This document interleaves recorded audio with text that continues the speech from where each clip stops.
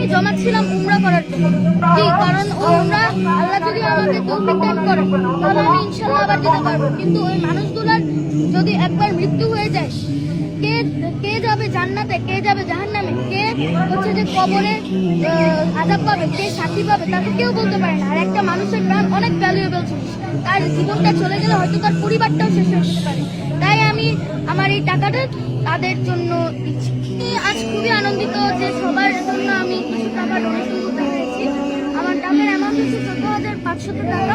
এই অল্প টাকা, এটাই যত টাকাই হোক না কেন, অন্তত আমি এই টাকাটা দিতে পেরেছি যে তারা যাতে, যারা দুর্গত রয়েছে তারা অন্তত যে এই টাকা দিয়ে অন্তত কিছু জিনিস তো কিনতে পারবেন, কিংবা ওই টাকাটা দিয়ে অন্তত কিছু হেল্প তো তারা পাবেন। সেজন্য আমি খুব আনন্দিত। এটা আমার জমানো টাকা, গত 2 বছর বা 3 বছর হয়তো এই সময়ের মধ্যে আমি একটু একটু করে জমা, এবং আজকে